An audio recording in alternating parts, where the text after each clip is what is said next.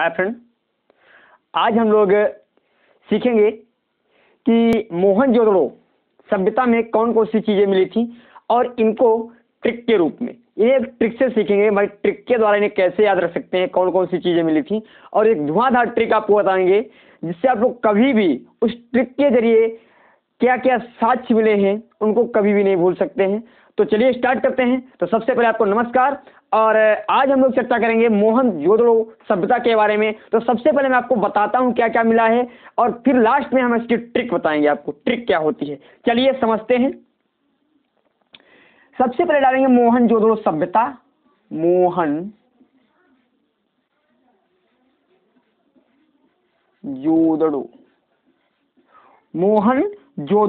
यदि मोहनजोदड़ो सभ्यता की बात करें तो जो मोहनजोदड़ो जो हमारा इस समय कहाँ पे पड़ रहा है, इसमें जो वर्तमान स्थिति ये पाकिस्तान के सिंध प्रांत में, यानी ये पाकिस्तान के सिंध प्रांत में जो आपका मोहनजोदड़ो है प्रेजेंट समय में पाकिस्तान के सिंध प्रांत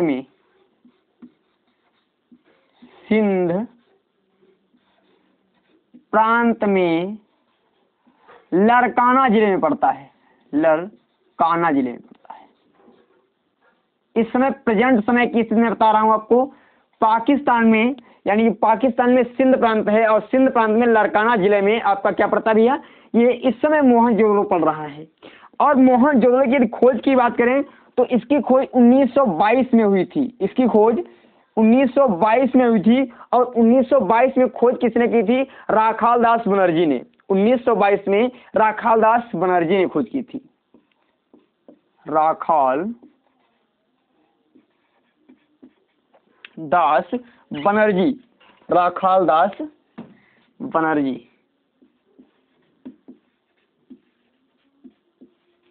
इसकी खोज राखालदास बनर्जी ने की थी। अब हम लोग समझेंगे, और एक बात और आपको ध्यान रखनी है, ये सिंधु घाटी सभ्यता में से 6 व्यवस्थित स्थलों में से एक सबसे ज्यादा व्यवस्थित स्थल जो था आपका यही था। तो इसे हम 2 पार्टों में बांट करके समझेंगे। एक विशेषता, पहले तो साक्ष्य और विशेषता। तो विशेषता में आपको क्या क्या समझना है ये भी बताएंगे, और क्या क्या साक्ष्य मिले। 2 नियमों में या 2 भागों में बांट के इसे पढ़ेंगे तो बिल्कुल नहीं भूलेंगे। यदि आप 2 भागों में बांट करके इसे पढ़ते हैं तो बिल्कुल भी इसे भूलने वाले नहीं है। तो सबसे पहले इधर डालिएगा विशेषता हेडिंग, एक तरफ डालेंगे आप लोग विशेषता, और एक तरफ डालेंगे आप मिले हुए साक्ष्य, यानी प्राप्त साक्ष्य। तो पहले हम लोग विशेषता पे बात करते हैं। तो इसमें विशेषता क्या थी? जो मोहनजोदड़ो सभ्यता सबसे विस्तृत थी। मोहनजोदड़ो सभ्यता सबसे विस्तृत और व्यवस्थित नगरीय व्यवस्था थी। सबसे पहले लिखिएगा एक पॉइंट, यह नगरीय व्यवस्था थी, व्यवस्थित नगरीय व्यवस्था थी। मोहनजोदड़ो सभ्यता एक नगरीय और सुव्यवस्थित व्यवस्था थी। यानी पहली सभ्यता कौन सी थी भैया? सुव्यवस्थित नगरीय सभ्यता। अच्छा, एक कार्य और कर लें। अच्छा, थोड़ा इसमें एक पॉइंट लिख लें, एक पॉइंट लिखेंगे भैया इसमें। मोहनजोदड़ो का सिंधी भाषा में अर्थ, मोहनजोदड़ो का सिंधी भाषा में अर्थ होता है मृतकों का टीला। मोहनजोदड़ो का सिंधी भाषा में अर्थ है मृतकों का टीला। क्या है भैया? मृतकों का टीला। आप लोग लिख लेंगे भैया, मृतकों का टीला। 2 पार्टों में बांटकर समझेंगे, बिल्कुल नहीं भूलेंगे, चीजें आपको एकदम क्लियर हो जाएंगी। परेशान होने की कोई भी जरूरत नहीं। 2 पार्टों में आप इस तरीके से आपको दिमाग में फीड कर दूंगा, कभी भूलना भी चाहेंगे नहीं भूल सकते। ट्रिक के बेस पे बताऊंगा आपको। देखिएगा, तो सबसे पहले विशेषता में हम बात करें तो यहाँ जो नगर थे, जो स्थल प्राप्त हुए, जो घर प्राप्त हुए, वो लगभग में सब व्यवस्थित थे। यहाँ लिखिएगा, पॉइंट लिखेंगे, मोहनजोदड़ो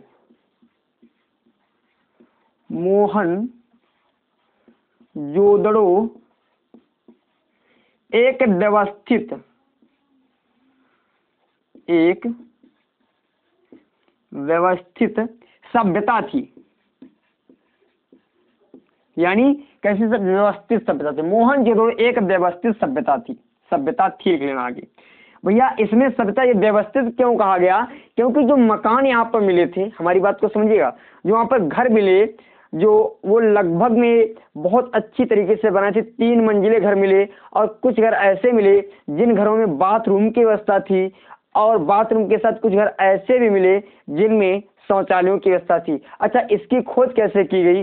इसकी खोज इस प्रकार की गई, जो है घर में एक एकांत ऐसी जगह मिली, घर में एकांत एक ऐसी जगह मिली जहां पर बहुत से कुछ ऐसे जीवाश्म मिले। जीवाश्म यानी जो है कहें ऊष्मा, मतलब जो है कि ऊष्मा तो नहीं कह सकते हैं, मतलब अब जो है जीवाश्म आप लोग कैसे सड़े हुए पदार्थ मिले जो सड़न जैसी मिली। तो उसको उससे जो है गेस लगाया गया कि यहाँ पर हो सकता है घर के पास में जीवाश्म कहाँ से हो, तो गेस लगाया गया कि यहाँ पर कुछ ना कुछ अपशिष्ट पदार्थ जो है रहते होंगे, तो इसीलिए यहाँ पर जो है ये स्थित है। तो लगाया गया गेस कि यहाँ पर हो सकता है कुछ घरों में शौचालय हो सकता है कुछ घरों में क्या हो भैया, शौचालय हो। तो सबसे पहले आपको पॉइंट लिखिएगा, यहाँ के जो घर थे 3 मंजिला बने थे और व्यवस्थित रूप से थे। तो इससे गेस लगाता है इन घरों को कुशल कारीगरों के द्वारा बनाया गया था, कुशल कारीगरों के द्वारा बनाया गया था, और वो कारीगर थे अर्बन। वो कौन से कारीगर थे भैया? अर्बन कारीगर। तो इसमें पहला पॉइंट लिखिएगा, मोहनजोदड़ो सभ्यता में मोहनजोदड़ो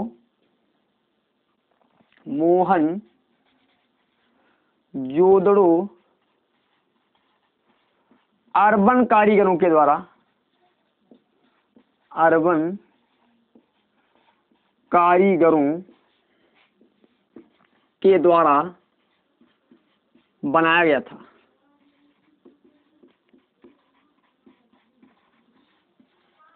किसके द्वारा भैया? अर्बन कारीगरों के द्वारा बनाया गया था। और आपको बता दें यहाँ पे 3 मंजिले बिल्डिंग मिली, और कुछ घरों में ऐसा लिख लेना 3 मंजिले बिल्डिंग, लगभग घर व्यवस्थित थी, 3 मंजिला बिल्डिंग, और क्या क्या मिला भैया? और बाथरूम, कुछ घरों में शौचालय की व्यवस्था मिली। ठीक है, ये आपको लिखना है। और इसमें जो एक और बात आपको लिखनी है, पानी के निकास के लिए, पानी के निकास के लिए नालियों का, पानी के निकास के लिए नाली का प्रबंध, नाली का प्रबंध, ये विशेषताएं बता रहे हैं आपको। जो साक्ष्य मिले हैं वो साक्ष्य को अलग हम समझेंगे, उन साक्ष्यों को हम लोग विधिवत रूप से अलग समझेंगे, क्या क्या साक्ष्य मिले उनको हम आगे बताएंगे, विधिवत रूप से समझाएंगे नहीं भी। अब देखिएगा प्रबंध यानी नालियों का प्रबंध, और इससे गेस लग रहा है कि सबसे पहले जो नाली की शुरुआत कहाँ से हुई? नालियों की शुरुआत, नालियों का प्रचलन मोहनजोदड़ो सभ्यता से ही हुआ। यहाँ पर नालियां मिली, उन नालियों से लगता है इससे पहले कहीं भी नालियां नहीं मिली। तो ये चीज गेस लगाई गई कि सबसे ज्यादा यानी नालियों का प्रचलन जो हुआ है मोहनजोदड़ो सभ्यता से ही हुआ। तो लिखिएगा नालियों का प्रचलन यहीं से हुआ, नाली का प्रचलन यहीं से हुआ, यहीं से हुआ, नाली का प्रचलन भैया यहीं से हुआ। और आपको बता दें यहाँ बहुत सी चीजें क्या क्या मिली, एक जो है शिवलिंग वगैरह मिली है, और विशेषता में और लिखिए शिवलिंग वगैरह मिली है, और क्या विशेषता, हम लोग विशेषता पढ़ेंगे। अच्छा साक्ष्य बताएंगे आपको। इधर यहाँ के लोग जो थे मापन का नॉलेज रखते थे। अच्छा मापन का नॉलेज कैसे गेस किया गया? तो जो ईंटें मिली हैं उनकी लंबाई, चौड़ाई और वजन देखा गया तो लगभग में एक जैसा मिला। तो इससे गेस लगाया गया, इससे क्या गेस लगाया गया भैया? जो यहाँ पर रहने वाले व्यक्ति होंगे उनको लंबाई यानी मापन का पूर्ण नॉलेज होगा, मापन का भी पूर्ण नॉलेज होगा, और गणित का भी थोड़ा बहुत नॉलेज रखते थे। और सबसे बड़ी बात तो ये मिली, यहाँ जो कंकाल मिले हैं और कंकालों के मुख में जो दांत लगे थे वो नकली दांत लगे थे। इससे गेस लगाया जाता है इस सभ्यता में रहने वाले लोग या इस सभ्यता में जो लोग रहते थे वो लोग थोड़ा गणित का भी नॉलेज रखते थे और माप तौल का उन्हें नॉलेज था। और उसी के साथ साथ उनको सबसे बड़ा एक नॉलेज था, कौन सा नॉलेज भैया? उन्होंने डॉक्टर भी, यानी उन लोगों में डॉक्टर भी हुआ करते हैं, वो भी कुशल डॉक्टर हुआ करते थे। तो लिखिए विशेषता में आपको ये सब विशेषताओं में आपको बिल्कुल डरने की जरूरत नहीं है, बिल्कुल सरल तरीके से चीजें सब आपके सामने आएंगी।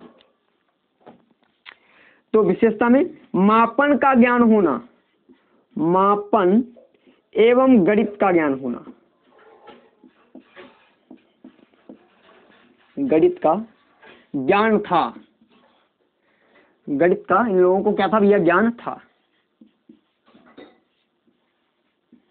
और आपको बता दें मापन का ज्ञान था और गणित का भी ज्ञान था। इसके अतिरिक्त और क्या क्या था, इसके अतिरिक्त भैया दूसरी बात मैं आपको बता रहा हूं, मैंने अभी बताया यहां पर डॉक्टर, यानी कुछ लोग कुशल डॉक्टर भी थे, यानी कुशल डॉक्टर भी पाए जाते थे, कुशल डॉक्टर भी थे। और दवाइयों का प्रचलन था, दवाइयों का प्रचलन था, दवाइयों का प्रचलन था, ये लिखना है आपको। और सबसे पहले साक्ष्य में लिख लेना भैया, जो डॉक्टरी का होने इसका साक्ष्य ये है कि भैया कंकाल में, कंकाल से प्राप्त नकली दांत, नकली दांत कंकाल तंत्र से यानी प्राप्त हुए हैं नकली दांत, ठीक है, कंकाल से नकली दांत प्राप्त हुए। और एक सबसे बड़ी विशेषता जो अलग करती है इसको, सबसे बड़ी विशेषता क्या थी, यहाँ औजार तो थे, सब कुछ व्यवस्था थी, परंतु वो उनका प्रयोग नहीं किया गया था। औजार तो थे, उनका प्रयोग नहीं किया जाता था। और ये काफी शांतिप्रिय व्यवस्था थी, यानी शांतिप्रिय सभ्यता थी। यहाँ पर राजा तो हुआ करता था, राजा तो था, परंतु वो बल जो है बल के आधार पर नहीं, ये बुद्धि से राज्य करता था, यानी बल के द्वारा नहीं, बुद्धि के द्वारा राज्य करता था। यहाँ पर देखिए शासन व्यवस्था तो थी, शासन व्यवस्था थी, शासन व्यवस्था या अनुशासन व्यवस्था, अनुशासन लिखना भैया, अनुशासन लिखना यहाँ पर, अनुशासन लिखना, अनुशासन, शासन व्यवस्था थी, वो बल के जो है बुद्धि के आधार पर, यानी बुद्धि के द्वारा राज्य करते थे, बुद्धि के बल पर, ठीक है, यानी बुद्धि के अनुसार यहाँ पर राज्य करता थे, जो दिमाग से चलने वाले, दिमाग से राज्य करते थे। और ये शांतिप्रिय व्यवस्था थी, मतलब कोई भी लड़ाई झगड़ा नहीं था, कोई भी लड़ाई झगड़ा नहीं था। ये आपको विशेषताओं में, ये इतना कुछ विशेष था इसमें। और विशेषताओं के बाद हम साक्ष्य की बात करते हैं, तो साक्ष्य में क्या क्या मिला आपको, मैं प्रत्येक चीज आपको बताऊं, जो चीज आपको याद करनी होगी, कुछ चीज आपको याद करनी पड़ेगी और कुछ चीजें ट्रिक में आ जाएंगी। टोटल कुछ चीजें आपको याद करनी है और कुछ चीजें ट्रिक में आ जाएंगी। ट्रिक में देखिए, समझिएगा, तो इसमें समझते हैं हम लोग। हाँ देखेंगे, यहां से मिले हैं काले गेहूं, गेहूं का, यानी यहाँ गेहूं की खेती, गेहूं मिले, जिससे गेस लगाया गया कि यहाँ खेती होती थी गेहूं की, यानी गेहूं के साक्ष्य मिले, गेहूं के साक्ष्य मिले जो कि काले पड़ गए थे। भैया गेहूं मिले जो कि काले पड़ गए थे, या काले गेहूं मिले, काले पड़ गए थे, ठीक है, जो कैसे पड़ गए थे, काले पड़ गए थे। और क्या क्या मिला, ये आपको गेहूं के अतिरिक्त और यहाँ पर बहुत सी चीजें आपको बता दें। यहाँ पर एक सील मिली, एक सील मिली, और जो 3 मुख थी, 3, जिसके 3 मुख थे भैया, 3 मुख वाली सील, 3 मुख वाली सील मिली, 3 मुख वाली सील, और जिसके चारों तरफ क्या लगता है, जिसके चारों तरफ शेर, जो कौन कौन थे भैया, जिनके चारों तरफ गैंडा, चीता,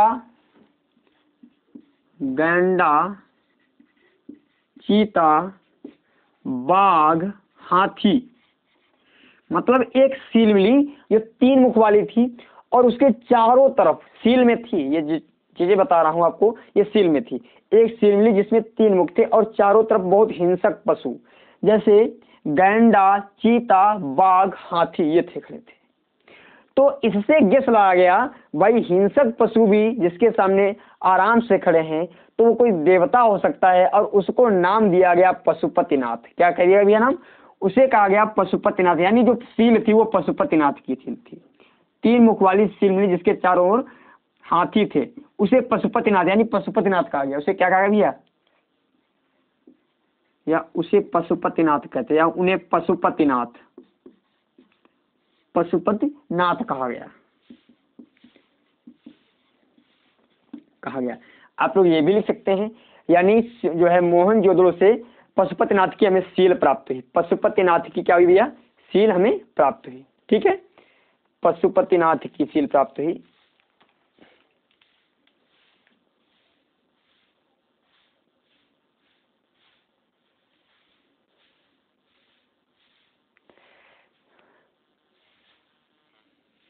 पशुपतिनाथ, ठीक है। और भैया नंबर आगे लिखिएगा, यहाँ पर एक बृहत स्नानागार मिला, यानी एक जलकुंड मिला, एक बृहत स्नानागार, बृहत स्नानागार, एक जलकुंड मिला। कौन सा भैया? एक बृहत स्नानागार यानी जलकुंड मिला, जलकुंड। और इसकी आपको लंबाई बता दें, जिसकी लंबाई थी 40 फीट, 40 फीट लंबाई थी, 25 फुट चौड़ाई थी, और लगभग में 2.43 मीटर क्या था? गहराई थी। इतनी गहराई चौड़ाई थी। और भैया क्या क्या मिला यहाँ से? और यहाँ पर जो सबसे ज्यादा एक जो सील मिली है, जो भी मोहरे मिली है, मोहरों पर सबसे ज्यादा क्या हुआ? सबसे ज्यादा एक सींग वाले पशु का अंकन मिलता है। यानी जो मोहरे मिली है उन पर सबसे ज्यादा एक सींग वाले पशु का अंकन मिलता है। मोहरों पर एक सींग वाले पशु का अंकन मिलता है, यानी एक श्रृंगी कह सकते हैं इसे। एक सींग वाले को एक श्रृंगी कहेंगे, एक श्रृंगी पशु का अंकन मिलता है। सर्वाधिक आपको लिखिएगा, ये सब चीजें लिख लेंगे। एक श्रृंगी पशु का और जो है क्या मिलता है? अंकन मिलता है। और भैया क्या मिला यहाँ से? एक मूर्ति मिली, एक नर्तकी की मूर्ति मिली है, एक नर्तकी की मूर्ति, नर्तकी की मूर्ति मिली। और भैया विशेषता, अच्छा विशेषता में एक पॉइंट और लिख लेंगे। विशेषता में एक पॉइंट लिखिएगा इधर, यहाँ जो घर थे उनके दरवाजे सड़क की तरफ ना खुल करके, पीछे की ओर खुलते थे। विशेषता में लिखेंगे, विशेषता में सिंध जो मोहनजोदड़ो सभ्यता में जो घर थे, जो घर मिले हैं, उनके दरवाजे या उनके मुख जो थे सड़क की तरफ ना होकर के पीछे की ओर थे। ठीक है, ये लिखेंगे आप लोग ये पॉइंट में। और क्या क्या मिला भैया? और क्या क्या मिला यहाँ से? एक श्रृंगी पशुओं का अंकन और नर्तकी लिखवाया नहीं, हाँ एक नर्तकी की मूर्ति मिली, और ये सभी चीजें आपको डिस्क्रिप्शन में हम लिंक दे देंगे, वहां से जाकर के तुरंत देख सकते हो। और बहुत जल्दी ही सर आप लोगों का सपोर्ट मिला तो डिजिटल बोर्ड इलेक्ट्रॉनिक बोर्ड लाएंगे, उस पर आपको सब चीजें दिखाएंगे ये विधिवत रूप से। अभी हमारे पास प्रोजेक्टर वगैरह नहीं है तो आपको अभी से दिखा सकते थे, चलो फिर भी दिखाएंगे, समय रहा तो। आप लोगों का जब प्यार बना रहा तो सब चीज सही कर देंगे बहुत जल्दी ही, सिर्फ आप लोग जो अपना प्यार बना रखिएगा। चलिए आगे बढ़ते हैं हम लोग। और क्या क्या मिला यहाँ से भैया? कुछ सुइयां मिली, सुई, और लगभग में 3 सुई यानी तांबे और पीतल की, यानी तांबे की सुई मिली और कुछ सोने की सुई मिली। तांबे तथा सोने की सुई, तांबे तथा सोने की सुइयां मिली हैं। और भैया क्या मिली? और सबसे जो अलग बात बनाती है, यहाँ लिखिएगा, इसे मेन पॉइंट में लिखिएगा, यहाँ से कुओं का साक्ष्य मिला। यहाँ से कुएं भी, मतलब कुएं, यहाँ कुएं पाए गए, कुएं।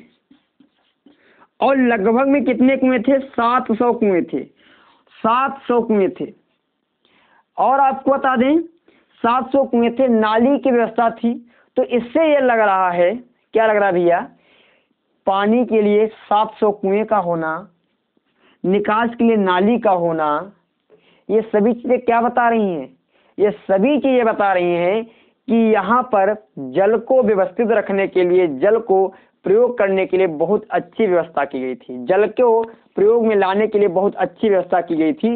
इसीलिए मोहनजोदड़ो संस्कृत को या मोहनजोदड़ो सभ्यता को जल संस्कृत भी कहा जाता है। लिखिएगा, यहाँ पर एक पॉइंट में लिखेंगे, मोहनजोदड़ो सभ्यता में, मोहनजोदड़ो सभ्यता में जल को व्यवस्थित करने के लिए, जल को व्यवस्थित करने के लिए नालियों तथा कुएं की व्यवस्था थी, नालियों तथा कुओं की व्यवस्था थी। इसीलिए मोहनजोदड़ो सभ्यता को जल संस्कृत भी कहा जाता है, जल संस्कृत भी कहा जाता है। ठीक है, एक पॉइंट लिख लेगा, लिखिएगा, कुओं की खोज या कुओं का प्रचलन इसी सभ्यता से होता है, कुओं का प्रचलन इसी सभ्यता से होता है। ये आप लोग सब लिखेंगे, ये मोहनजोदड़ो के बारे में। अब आपको ट्रिक के रूप में बताते हैं, ये कभी भूलोगे नहीं। अच्छा, इसे अब हम मिटा लेते हैं, इसका स्क्रीनशॉट आप लोग ले लीजिएगा, इसे मिटा दे, उसके बाद आप ट्रिक बताते हैं। बिल्कुल ये सभी चीज आप लोग एकदम दिमाग में बस जाएंगे। अच्छा, एक चीज इसमें और लिखिएगा, यहाँ अन्य सभी मिले हैं, लगभग में सभी फसलें मिली हैं, केवल एक फसल नहीं मिली। वो कौन सी फसल थी? वो भैया केवल कपास नहीं मिला। यहाँ पे लिख लेना नोट पॉइंट में, यहाँ पर केवल कपास की फसल नहीं मिली, कपास। ठीक है, यानी यहाँ पर जो है कपास उत्पादन नहीं होता था, बस इतना लिखिएगा।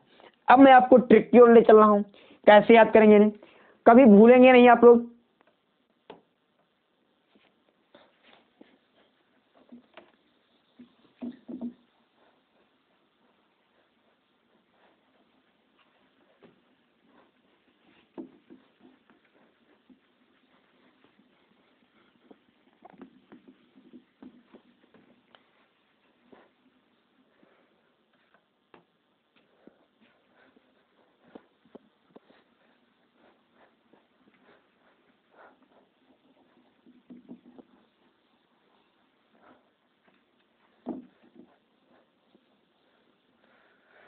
चलिए समझते हैं हम लोग ट्रिक की ओर।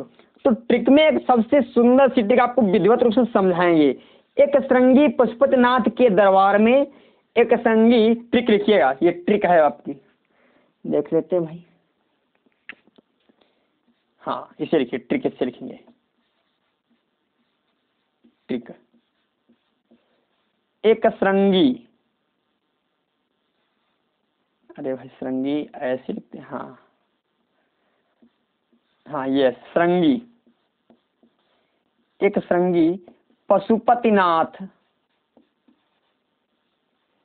के दरबार में कुंड कुएं के पास, कुंड कुएं के पास, कुंड कुएं के पास नर्तकी, कुंड कुएं के पास हिंसकों की सभा में, हिंसकों की सभा में, हिंसकों की सभा में नर्तकी ने डांस किया, नर्तकी ने डांस लिखना भैया, डांस, डांस किया,